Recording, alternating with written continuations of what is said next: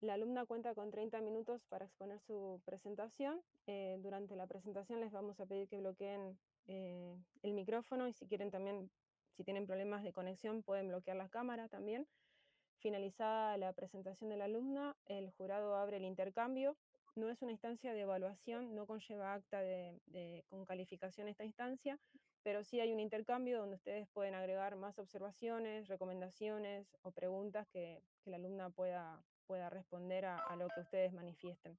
No hay un tiempo límite para ese intercambio y lo organizan el jurado, ronda de preguntas o un ida y vuelta. Y cuando finaliza el intercambio, Pablo, como director del trabajo, tiene su espacio para hacer su devolución o lo que considere necesario aportar. Y finalizamos con las palabras de Pablo ya la predefensa y esta instancia queda cargada en el orden del día para posterior toma de conocimiento en la comisión de carrera. Bueno, arrancamos, si les parece. Y otra cosa les quería avisar que por solicitud de la alumna queda grabada, queda grabada para ella, no es una difusión, no queda pública la grabación, ¿sí? Para que ella tome los aportes que le manifiesten. Bárbaro. Listo, Bueno, Valeria. muchas gracias Natalia por toda la ayuda. Buenos días, buenas tardes a todos y todas. Muchas gracias por su tiempo y por estar presentes hoy acá. El trabajo que voy a estar presentando hoy, la tesis doctoral, se titula Financiarización y desigualdad de remuneraciones en firmas no financieras que cotizan en bolsa, la evidencia empírica para Argentina, Chile y México en el periodo 2003-2018. Esta es una versión levemente abreviada de la inicialmente presentada en los documentos, pero conserva básicamente el foco de la tesis. En los próximos 30 minutos voy a estar presentando los principales objetivos, la metodología y los hallazgos preliminares de el principal capítulo de mi tesis doctoral, que es el capítulo número 3. Básicamente, la tesis parte de una preocupación compartida por gran parte de la literatura crítica reciente acerca del avance de la financiarización como nuevo paradigma económico en América Latina. Hay estudios que han evidenciado los efectos negativos de este nuevo paradigma que puede expresarse bajo distintas formas. Una de ellas es el predominio de lógicas y prácticas financieras por parte de actores económicos no financieros, como es el caso de las grandes corporaciones. Pero lo que me gustaría enfatizar es que la financiarización también puede estar contribuyendo a profundizar las desigualdades económicas que históricamente han caracterizado a América Latina. En este sentido, la tesis, la principal pregunta de la tesis es cómo impactan las estrategias financieras adoptadas por las firmas no financieras en la distribución de los ingresos dentro de las propias firmas. Básicamente el foco está puesto en la brecha de ingresos entre los directivos y los trabajadores. Y algo que me gustaría recalcar en términos metodológicos es que el análisis a nivel firma permite identificar mecanismos internos de distribución del ingreso que no son visibles en los agregados macroeconómicos. De ahí que el capítulo utiliza datos contables a nivel microeconómico para responder esta pregunta. Entonces, ¿cómo se estructura la tesis? Bueno, la tesis comienza con una introducción en la cual se detallan la motivación, los objetivos y las principales preguntas de la investigación.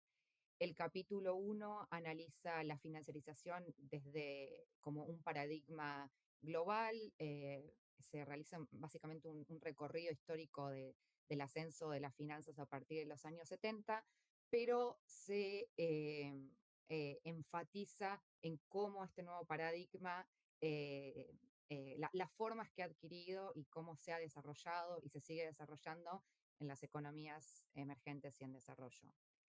El capítulo 2 es básicamente un capítulo sobre la teoría de la firma. Lo que se hace es un recorrido histórico de los cambios en la conceptualización de la corporación moderna a partir de los aportes de los principales autores neoclásicos hasta llegar a los aportes de Jensen y Makelin sobre el problema principal agente, y en torno a eso, como una literatura en torno a los aportes de estos autores intenta abordar la problemática del conflicto entre el principal y la gente, y cómo eso se convirtió en preceptos importantes que comenzaron a dominar la gobernanza corporativa, que en definitiva estimularon lógicas y prácticas financieras. El capítulo 3 es el capítulo que se va a estar presentando hoy y que básicamente muestra los principales hallazgos empíricos eh, de la tesis en términos cuantitativos. Lo que se testea es los vínculos entre la financiarización y la desigualdad a nivel firma para 3 economías de América Latina, analizando específicamente la brecha de remuneración a directivos y la participación salarial. Y el capítulo 4 es un capítulo en el cual se realizan estudios cualitativos a partir de las entrevistas a 30 actores principales, los cuales no solo, los hallazgos no solo permiten complementar los hallazgos cuantitativos del capítulo 3, sino que también complejiza y matiza lo que ocurre al interior de las firmas en torno a las dinámicas distributivas, pero también más ampliamente a las relaciones laborales. Entonces, centrándonos en el capítulo que hoy se presenta, la pregunta central que guía el capítulo es si la financiarización de las firmas no financieras, así como su endeudamiento en el mercado de bonos internacional, contribuyó a ampliar la brecha de ingresos entre directivos y trabajadores. Eh, para testear esto se utiliza como enfoque metodológico un modelo econométrico de regresión de efectos fijos con corrección de errores. Y a modo de spoiler, algunos de los principales hallazgos muestran que la financiarización refuerza la brecha salarial entre directivos y trabajadores, pero con particularidades o dinámicas distintas dependiendo del tamaño de la firma y de su actividad principal. Antes de adentrarnos en lo que tiene que ver con los marcos teóricos, una breve reseña sobre la muestra, sobre los datos con los que se trabajaron. Básicamente se trabajó con un panel de datos no balanceados que contiene información microeconómica de balances de corporaciones no financieras, de firmas, de corporaciones no financieras que cotizan en la Bolsa de Valores de Argentina, Chile y México en el periodo 2003-2018. En total se analizaron 184 empresas y la muestra cuenta con 2.944 observaciones. Tal como se describe en el capítulo, la muestra fue construida inicialmente manualmente en base a fuentes de datos públicas, básicamente las comisiones nacionales de valores de cada uno de los países, así como los sitios web oficiales de las empresas listadas, que en muchos casos tenían datos históricos más completos que las comisiones nacionales respectivas. Y después el año pasado, en 2024, pude acceder a bases de datos comerciales, Bloomberg y Worldscope, que permitieron complementar la base de datos inicial y también enriquecerla en caso de que hubiera variables que por ahí necesitaran algún ajuste. Básicamente las variables recolectadas son de carácter financiero, que son las variables de financiarización, operativas en relación a la actividad principal de la firma, y las variables de distribución del ingreso, que son salarios y beneficios sociales y remuneración a directivos, que operan como variables dependientes. Y después la muestra se clasificó por tamaño de firma y por sector de actividad. Entonces, básicamente, el capítulo testea 2 grandes canales de la financiarización. El primero es el canal de la financiarización tradicional, la cual se enfatiza en este trabajo, que se expresa a través de 3 mecanismos claves, los cuales se testean empíricamente. El primero es el de la acumulación de activos financieros, que es el mecanismo por el cual las empresas reasignan excedentes a la adquisición de instrumentos financieros, lo cual acarrea un drenaje de recursos que podrían ser utilizados para expandir la actividad principal de la firma y en los costos también, entre los cuales se encuentran los salarios. El segundo canal es el canal de los ingresos financieros, que está estrechamente vinculado a la tenencia de activos financieros por la propia exposición de las firmas a ingresos financieros por dividendos e intereses, básicamente. Y la característica de este canal es que, por un lado, estos ingresos están desvinculados del trabajo productivo y por la otra es que generan un sesgo en favor de quienes gestionan las inversiones financieras, por lo cual a priori esto generaría una reconfiguración del poder de negociación entre ambas partes. Y el tercer canal, que es el canal del Shareholder Value Orientation, del canal de creación de valor para el accionista, que implica básicamente una creciente transferencia de ingresos a los accionistas a través del pago de dividendos y que también limita la distribución interna en favor de los trabajadores. Entonces, si alguno de estos canales o todos ellos tienen lugar, lo que se espera es que al menos también dependiendo de la intensidad, se produzca un aumento de la brecha salarial interna en favor de los propietarios y de los trabajadores de élite. Entonces, en cuanto a los hechos estilizados de financiarización, bueno, el primer gráfico muestra la evolución en la acumulación de activos financieros en los balances de las empresas. En los tres países se observa una tendencia creciente a partir de los años 2000. En promedio, si bien en cada uno de los países tiene distinta velocidad y nivel, en promedio la trayectoria es claramente ascendente, con un salto importante a partir de 2014-2015. Y los gráficos 2 y 3 muestran básicamente cómo se generan los flujos de ingresos y cómo se distribuyen estos flujos, los flujos financieros en las firmas. En el caso de los ingresos financieros, pegan un salto muy, muy importante en la posterioridad de la crisis, y si bien después hay un comportamiento bastante errático, la tendencia entre 2008 y 2018 es claramente ascendente. Y en cuanto al pago de dividendos, lo que se observa es que ha habido claramente una mayor creación de valor para los accionistas. En cuanto a los hechos estilizados de distribución, y acá voy a hacer una breve aclaración en relación a uno de los comentarios que hizo Rodrigo en su devolución, es la idea de complementar estas tendencias que son de más corto plazo en relación a las medidas de financiarización, por básicamente una ausencia de datos, por cambios en lo que tiene que ver en la regulación contable y en la declaración de información de las firmas. La idea es complementar estas tendencias con información pública que permitan complejizar un poco y ver un poco más en el largo plazo qué ocurre con estas tendencias distributivas. Pero bueno, por ahora esto es lo que hay.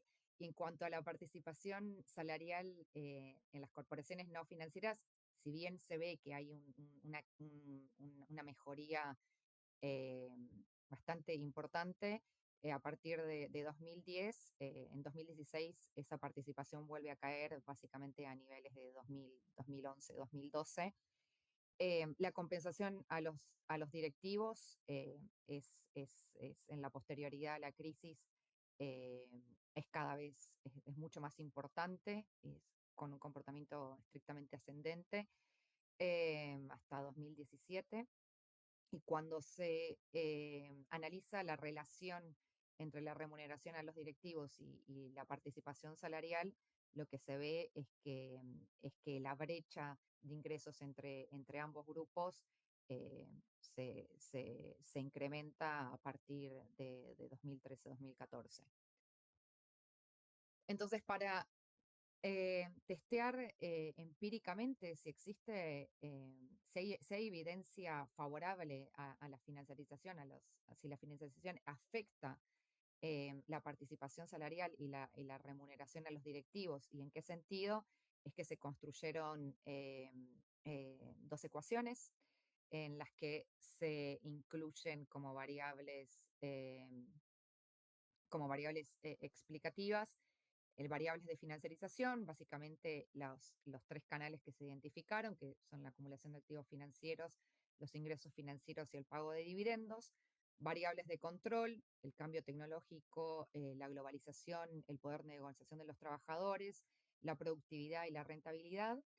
Y estas dos ecuaciones se testearon tanto en la participación laboral como en la remuneración a directivos. Entonces, ¿cuáles son los hallazgos principales? Bueno, en cuanto a las estimaciones generales, lo que se encuentra es que los ingresos financieros, tal como se esperaba, tienen un impacto significativo y negativo en la participación salarial. Y contrario a lo esperado, el pago de dividendos afecta marginalmente de forma positiva a la participación salarial. Y en cuanto a la remuneración a directivos, eh, los hallazgos indican que la acumulación de activos financieros puede estar jugando un rol favorable en la remuneración a los directivos. Cuando se testea por tamaño de firma y sector de actividad, el efecto negativo y significativo de los ingresos financieros en la participación del salario se mantiene en firmas pequeñas y medianas y desaparece en las firmas grandes. Tanto en firmas pequeñas como en medianas, los activos financieros tienen un impacto positivo y significativo tanto en la participación salarial, contrario a lo esperado, como en la remuneración a directivos, que eso sí era el signo que se esperaba. Y en cuanto a las firmas grandes, básicamente lo que se encuentra es que la generación, la creación de valor para el accionista tiene un impacto negativo y significativo en, en la participación salarial. A nivel de sector de actividad, voy a destacar, básicamente creo que es el hallazgo más significativo, que tiene que ver con el sector de manufacturas. Eh, Perdón, ahí no estaba viendo. En cuanto a lo que se encuentra es que eh, los ingresos financieros tienen un efecto negativo y significativo en la participación salarial, así como el pago de dividendos, eh, y que la acumulación de activos financieros tiene un efecto positivo y significativo en la participación salarial. Y en cuanto a la remuneración a directivos, la acumulación de activos financieros también tiene un impacto positivo y significativo, eh, así como el pago de dividendos. O sea que básicamente en el caso de las manufacturas, el pago de dividendos estaría operando en ambos canales, ampliando la brecha a favor de los directivos y en detrimento de los trabajadores. Y el segundo canal que se testea de la financiarización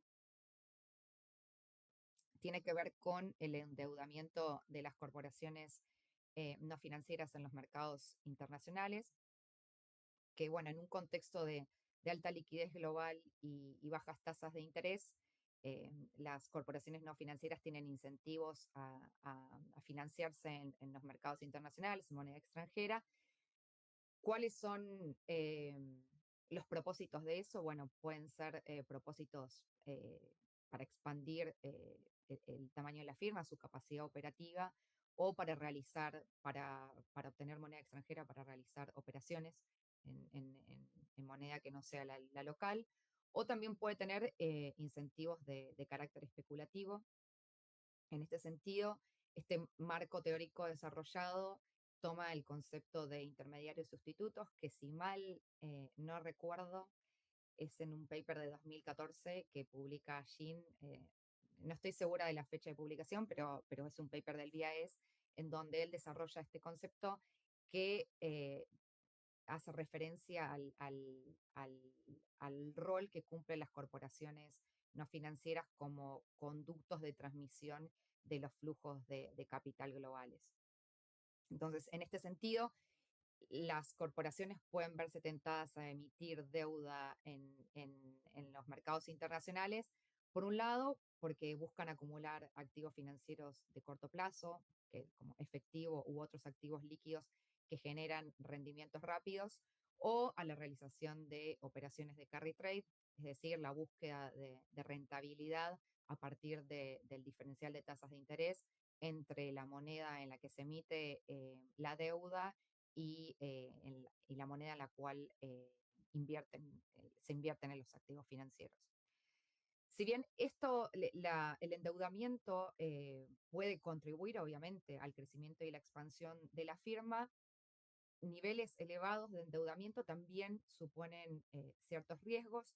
Básicamente en este capítulo se identifican tres, que son los del sobreendeudamiento, el descalce de monedas y el riesgo de refinanciamiento, que generan cualquiera de ellos conflictos distributivos al interior de la firma cuando se presentan frente a las presiones que las corporaciones, presiones financieras que tienen las corporaciones, pueden verse obligadas a, a tomar decisiones que atentan contra el empleo de los trabajadores, su salario real, la contratación y por el peso que tienen estas corporaciones no financieras, que eso también se detalla en el capítulo, en la economía en general, esos efectos distributivos pueden también desplegarse a nivel macroeconómico.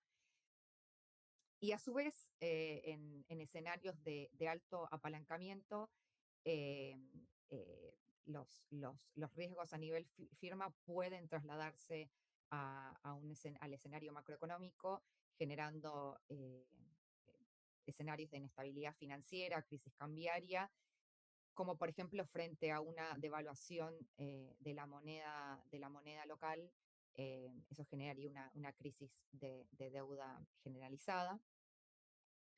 En un contexto, en caso de que eso ocurra, en ese contexto, se espera que las autoridades monetarias endurezcan los controles de capital, las regulaciones macroprudenciales, pero en el caso de las corporaciones no financieras han logrado, y esto la literatura lo evidencia, sortear esos controles a través de la emisión de deuda por parte de las filiales offshore, con lo cual este ciclo, en un escenario en el que la liquidez global y las bajas tasas de interés se mantienen, este ciclo se retroalimenta. Entonces, en cuanto a los hechos estilizados, para analizar brevemente los riesgos de endeudamiento que se detallaron en el marco teórico, bueno, en el primer gráfico lo que se observa es que en la posterioridad a la crisis, la deuda en moneda extranjera y la acumulación de activos financieros de corto plazo eh, han crecido importantemente. En cuanto al descalce de monedas, el comportamiento es bastante errático, em, pero bueno, cuando se analiza el periodo post-crisis, entre 2008 y 2018, la tendencia neta es ascendente, no muy significativa, pero bueno, hay un mayor riesgo de descalce. En cuanto al riesgo de refinanciamiento, para las tres economías, este ha mostrado una tendencia decreciente en los años de estudio, pero sí se observa crecimientos exponenciales en los niveles de apalancamiento en las tres economías a partir de 2010, básicamente, 2009-2010. Entonces, para testear cuáles son, si existen posibles efectos de estos riesgos de sobreendeudamiento en la participación salarial y en la remuneración a directivos, eh, se estimaron dos ecuaciones en las cuales se incluyen términos asociados al riesgo, el beta 1 de sobreendeudamiento, beta 2 es el riesgo de descalce, beta 3 carry trade y no, perdón, beta 3 es refinanciamiento de deuda a corto plazo y beta 4 es carry trade. Después se incorporaron variables de control, la deuda local, los ingresos operativos, los beneficios financieros y la tenencia de activos del periodo anterior. Esto se testeó tanto a nivel de participación salarial como de remuneración a directivos. Entonces, básicamente, ¿qué es lo que se encuentra? Bueno, contrario a lo esperado, los riesgos de sobreendeudamiento y refinanciamiento parecen tener un efecto positivo y significativo sobre la participación salarial, mientras que, tal como se esperaba encontrar, las operaciones de carry trade parecen afectar negativamente los salarios. En cuanto al modelo de remuneración a directivos, el modelo ajusta muy poco. Y después lo que se hizo fue testear básicamente por tamaño de firma, y lo que se encuentra es que en las firmas pequeñas y medianas el efecto positivo y significativo del sobreendeudamiento se mantiene, pero se pierde en el caso de las firmas grandes. Y además aparece un efecto negativo y significativo de riesgo de descalce en las firmas pequeñas. En cuanto a las firmas grandes, básicamente aparecen dos canales que pueden estar afectando la participación salarial. Uno es el riesgo de refinanciamiento y el otro son las operaciones de carry trade, como en- en línea con las estimaciones generales. Y cuando se testea por tamaño, de nuevo, en remuneración a directivos, el modelo ajusta muy, muy poco. Se puede ver que casi todas las variables son no significativas. Entonces, bueno, a modo de conclusión, y creo que estamos muy bien con el tiempo, bueno, lo que se encuentra por el canal de la financiarización tradicional, lo que se observa es que la brecha entre la remuneración directiva y la participación salarial se ve reforzada por este nuevo paradigma, el cual, según la evidencia, reproduce las dinámicas de desigualdad intrafirma. La forma en la que la financiarización tradicional se expresa depende, en cuanto me refiero básicamente a los canales, depende del tamaño de la firma como del sector de actividad. En cuanto al endeudamiento en los mercados internacionales, el principal hallazgo tiene que ver con el impacto negativo que tienen las operaciones de carry trade en los salarios. Y acá quiero hacer otro breve señalamiento que tiene que ver con lo que Rodrigo me comentó en su devolución acerca del capítulo, en la necesidad de incorporar ventanas de tiempo posteriores a la emisión.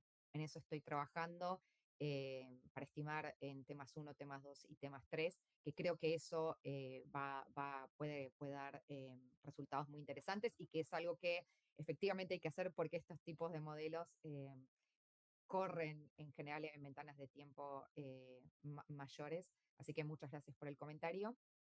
Eh, y bueno, en cuanto a lo que tiene que ver el modelo de endeudamiento, en cómo impacta en el modelo de deuda internacional, en la remuneración a directivos, eh, el modelo tiene muy bajo poder explicativo, y eso llevó a desarrollar el capítulo 4, a la necesidad de incorporar dimensiones cualitativas, que como comenté antes, se realizan entrevistas a actores claves y ahí se obtienen resultados muy interesantes que permiten complejizar un poco la dinámica distributiva, la dinámica laboral, eh, y cómo las relaciones de poder y de tensión en un esquema financierizado operan a favor o en contra de los actores que se analizan. Así que bueno, eso es todo. Creo que estamos muy bien con el tiempo. Muchas gracias. Gracias, Emilia. Podés Voy a dejar de compartir, dejar de sí. compartir, sí. Ujú. Perfecto, gracias. Bien. Abrimos el intercambio del tribunal. No sé quién quiere comenzar con sus comentarios, observaciones, si tienen algo para agregar respecto a la exposición?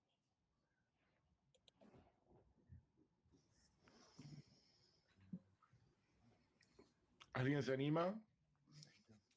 Esteban. Sí. Dale. Esteban. Es la parte más difícil.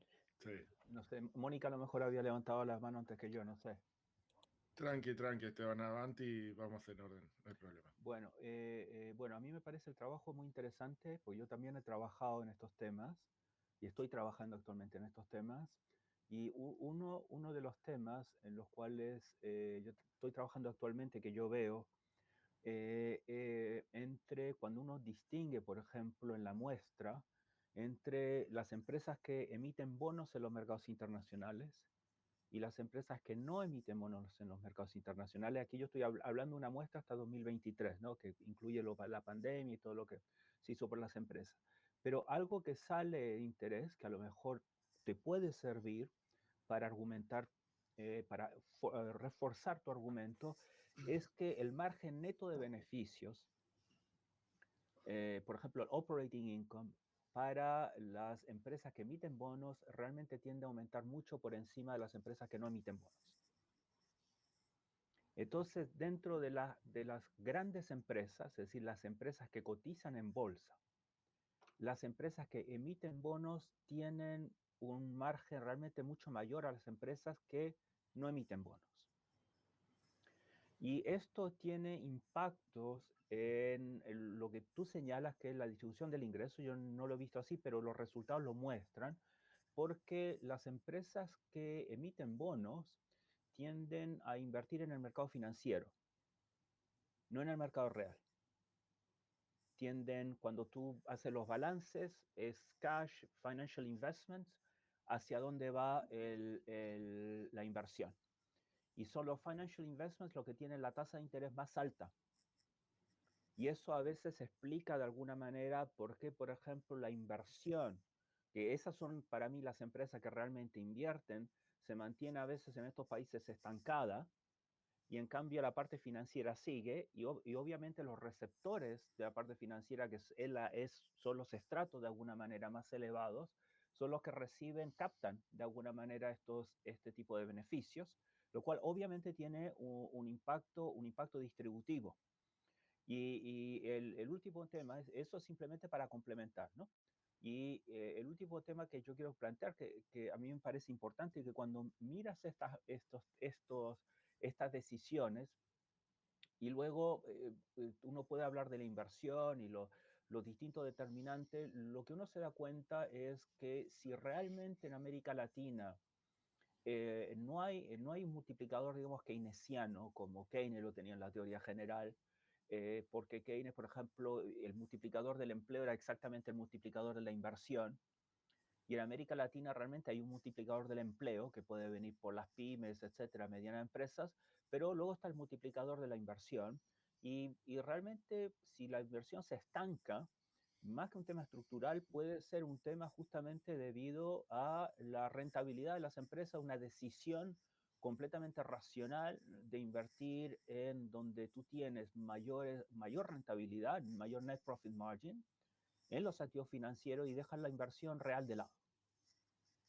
Entonces, esos canales yo creo que son importantes para verlos. Yo lo veo sobre todo, esta es una muestra que no está en tu tesis, ¿no? Pero también te puede servir para el futuro. La muestra que yo estoy trabajando con un antiguo alumno es del 2013 al 2023, y después de la pandemia se ve sobre todo que este es una tendencia que sigue, y que estas empresas efectivamente, como tú dijiste, se han aprovechado o se han beneficiado, no, pero no quiero emplear la palabra aprovechado, se han beneficiado de un contexto de interés bajas, y luego se beneficiaron de todas las ayudas que les prestaron a las empresas en América Latina. Y es una tendencia que sigue. Entonces, el tema de una racionalidad de por qué la inversión se comporta como se comporta, y por qué la finanza se comporta, y los efectos distributivos que eso tiene. Eso es lo que quería aportar. Gracias. Muchas gracias. Mónica. Muchas gracias, buenos días a todos, qué gusto verlos ahí. Hay gente que hace mucho tiempo que no veo, pero qué bueno que virtualmente nos estamos viendo, ¿no? Y gracias también a Emilia por, por la lectura placentera de su trabajo, ¿no? Y también a Rodrigo por la devolución tan detallada, ¿no? Entonces, mucho también va en tono con la devolución ahí de Rodrigo por escrito. Lo que yo creo que el fuerte del capítulo 3 es justamente esa originalidad con que Emilia entra en la discusión de financiarización y desigualdad, pasando por esa desigualdad al interior de la empresa no financiera en Argentina, Chile, México, y amarrando, y ahí yo creo que es el brinco del gato que hace ahí Emilia, ¿no? Es como realmente amarra eso con el perfil de endeudamiento dependiendo tamaño de empresa y sector de actividad, ¿no? Entonces yo creo que ahí ese eslabón perdido entre micro, meso y macroeconomía, Emilia lo cerra bien desde de esa, de esa discusión que ella arma en el capítulo 3 del perfil del endeudamiento corporativo y como al fin y al cabo estamos llegando en el estudio de la financiarización de América Latina como esse comportamento e essa preferência por las empresas não financeiras por circular em esse circuito financeiro mais que é produtivo está afetando decisões de inversão produtiva e estancamento econômico, não? Então, eu creio que entras por la discussão de las viejas teses de estancamento desde micro e mesoeconomia, não? Então, a mim me gostou muito essa leitura para pensar níveis de inversión en América Latina amarrado de esa forma. Entonces, ese dicho lo anterior, yo creo que tenía un comentario más un poco más denso en términos teóricos y otro más, un comentario de forma para el capítulo, ¿no? Entonces, empezando con lo más teórico, yo creo que a partir de tus resultados de tu estudio econométrico, a mí me quedaron volando una serie de ideas ahí, a ver se a lo mejor te ayudan a sacar aún más provecho de tus resultados empíricos, ¿no? Entonces, yo creo que quedó tan claro que el tamaño importa, ¿no?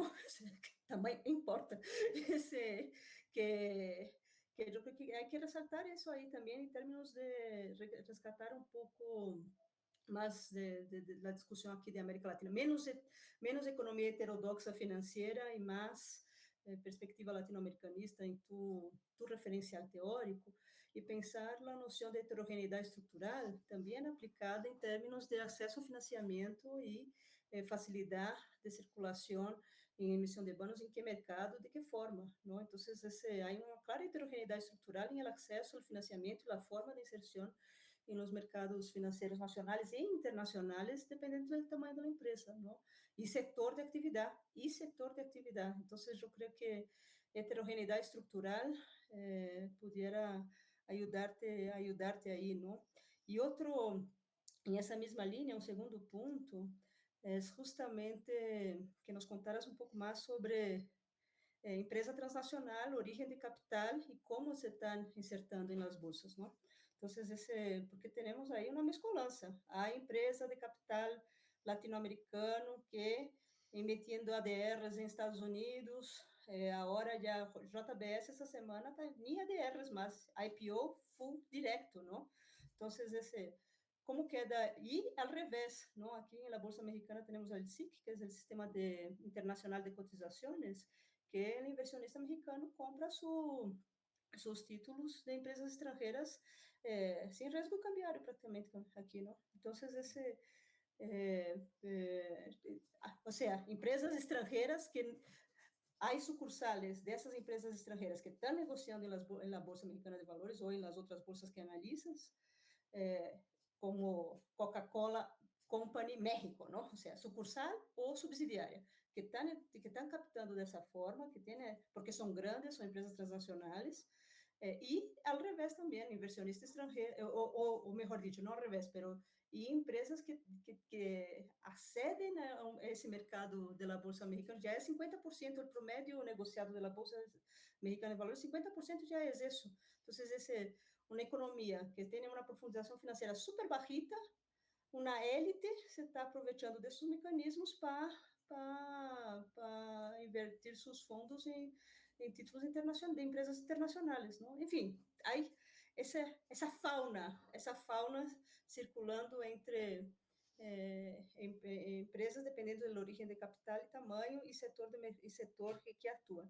E, finalmente, aí, então, isso pensando em heterogeneidade estrutural aplicada em âmbito de inserção financeira e acesso a financiamento, pero há outro tema aí também, não? Ou seja, que tu tesis que permite essa reflexão, tu tesis permite essa reflexão, que é a modulação capital-trabalho em um regime de acumulação financiarizado para a periferia, não? Então, tu, quando estás señalando a disparidade em el ingresso de alta direção e trabalhadores, abre uma ventana aí para volver a pensar a teoria da regulação aplicada a empresas não financeiras de la periferia, não? Então, isso também me quedou ressonando aí, de que esse regime de acumulação financeirizado todavia não encontra modulações mais satisfatórias entre capital e trabalho, e por isso de crises em crises hasta a derrota sempre, não?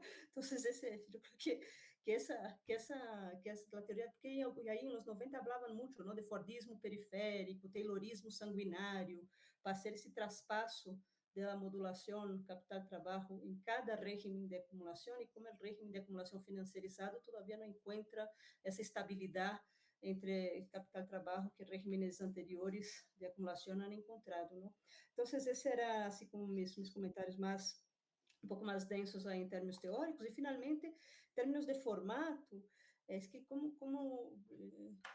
que está um capítulo largo, não? O capítulo 3 tem mais de 70 quartilhas aí, então eu creio que quizá, pero como é o capítulo bueno de la tese del gordo, está bem, pero solo hacer quizá jerarquizar un poquitín más lo que va en el cuerpo del texto, lo que es lo que vas, puedes abundar más en notas al fin de página para sacar un poco de grasa del cuerpo del texto y ganar en edición del tamaño del capítulo. Y checa también que el tamaño de la nota al pie de página, el tamaño de fuente de las notas al pie está muy grande, ¿no? Entonces es poner un tamaño, un número ahí más reducido. Y lo demás, todo excelente, muchas felicidades y rumbo a la recta final, ¿no? Felicidades. Muchas gracias. Bueno, yo primero quería, a mí el trabajo me encantó, me gustó mucho, me pareció muy interesante el tema, me parece que encontrás un ángulo, esa intersección entre estos dos temas de la financiarización y su impacto sobre la distribución del ingreso, la distribución funcional del ingreso, a nivel micro, a nivel de las firmas. Me parece que es un tema que no está, en América Latina, que no está explotado, y que parece muy interesante que lo abordes. Y entonces, bueno, en la devolución que yo te hice, un poco, como estoy bastante agradecido de participar de este proceso, y honrado de participar de este proceso de evaluación junto con los colegas, con ustedes, Pablo, y vos, Emilia. Entonces, me dediqué un poquito más de esfuerzo a modo de retribución para que quede algo de mi parte, un aporte, ¿no?, de mi parte. Pero ese es el sentido del, si querés, el grado de detalle que tienen algunos comentarios, únicamente. Lo aclaré al principio, pero no sabía si había sido lo suficientemente enfático acerca de que para mí no es necesario incorporarlos, estos comentarios. Me parece que podían llegar a sumar en una etapa de publicación posterior del trabajo, así que quería repetirlo acá. Bueno, básicamente los comentarios que podría hacer son los que están ahí. Yo he trabajado estos temas así más a nivel empírico, más de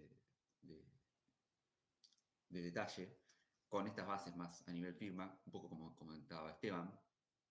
Creo que podría buscar la manera de facilitarte el acceso a estas bases que son más completas, incluso, ¿viste? Yo, uno de los comentarios, comentarios más interesantes, que creo que para mí son más interesantes, de los que me surgieron al leer el trabajo, es el hecho de que muchos de los riesgos y efectos del endeudamiento, del acceso a mercados internacionales, incluso de la financiarización derivada de eso, del endeudamiento internacional, se ven sobre todo en fases del ciclo más contractivas, ¿no? Que vos no llegás, porque te quedás en el 2018. Sí, exacto. Eh, Igualmente eso, perdón que interrumpa, hice un sí. anexo en la presentación, pero bueno, es un anexo y me voy a extender en tiempo. Me dediqué a estudiar cada uno de tus comentarios y tengo las respuestas de eso. Y básicamente eso es extremadamente pertinente y lo voy a incluir en las estimaciones. Mm, Identifiqué básicamente cuatro acontecimientos: crisis financiera global, mm, el 2013, 2015 ciclo de cierre de commodities y 2014 y 2015 suba de tasas. Entonces, básicamente eso sí lo voy a incorporar y muchísimas gracias por el comentario. sí, bárbaro, genial. Yo te digo, por ejemplo, este tipo de razonamiento basado en el ciclo, aprovecho que está Esteban, porque son nociones que uno incorpora leyendo a autores como Esteban, ¿no? La importancia, o reviviendo a Previch a partir de autores contemporáneos como Esteban. En fin, eso me parece que es interesante. Y yo, junto con nuevos autores, Nico Cebolla, que también lo conoce Pablo, creo que podríamos buscar la vuelta para compartir esas bases de datos. Así que eventualmente, si interesa, lo podríamos, digamos, conversar. Pero nada, los comentarios más de detalles creo que están ahí en el texto. Me alegra mucho que te hayan servido y que te hayan interesado. Y fuera de eso, más allá de eso, súper interesante. Y muchas gracias por permitirme participar de esta conversación. Muchas gracias. Bueno, me queda a mí hacer una devolución final. Primero agradecerles a los integrantes del jurado por haber aceptado participar en la evaluación de esta tesis, en esta predefensa y eventualmente cuando llegue la tesis completa.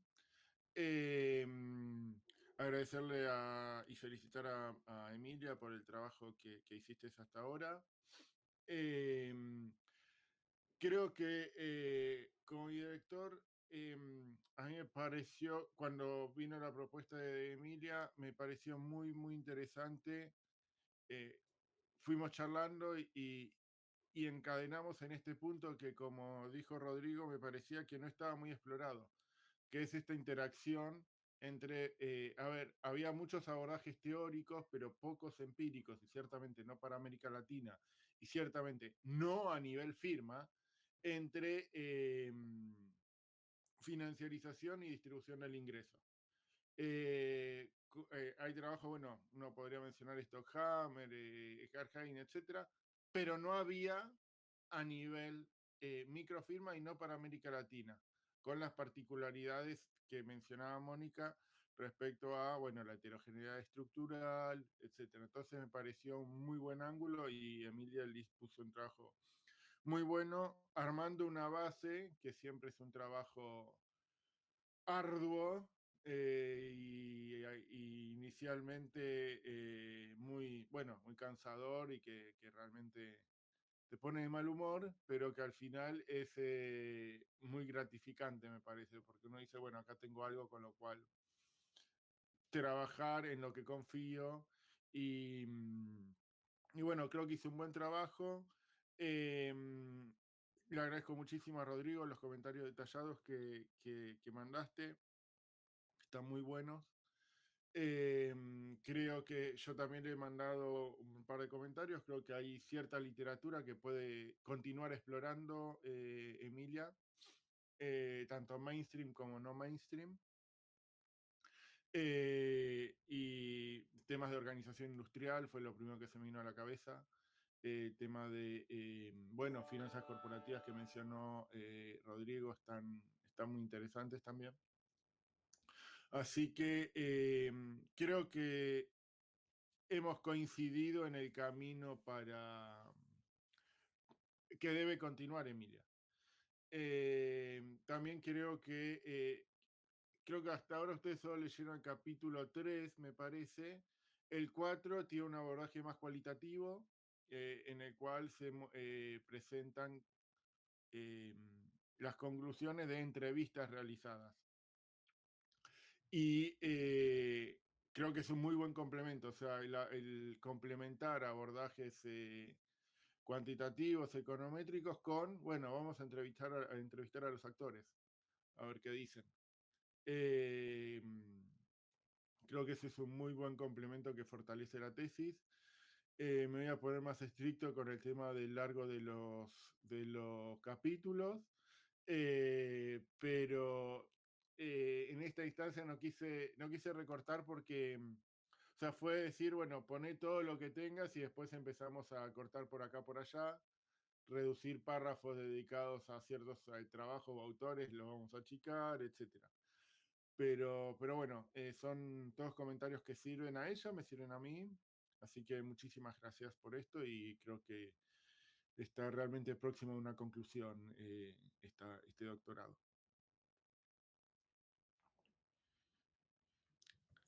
Muchas gracias a todos y todas por los comentarios y por estar hoy acá. Una cosa que me gustaría agregar y que hay un trabajo que vos, Rodrigo, mencionás particularmente en tus evoluciones, que es el de Ujansky y Onaran, que es un paper central que salió el año pasado para mi capítulo. Yo cuando presenté este capítulo fue en noviembre del año pasado en doctorado y el paper se publicó en diciembre.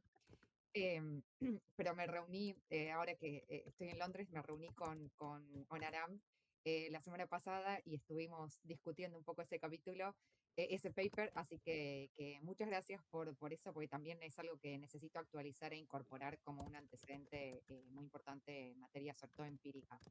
Y la discusión del markup o del overhead cost, Sí. esto también, eso sin dudas lo voy a incorporar. Bueno, muchísimas gracias por los comentarios. Es un placer tenerlos de jurado. Y gracias, Pablo, por ser mi director. No, un gusto, un orgullo. Bueno, no hay nada más por agregar. Consulta si quedó algo pendiente por responder o por hacer una devolución. Damos por finalizado entonces la predefensa.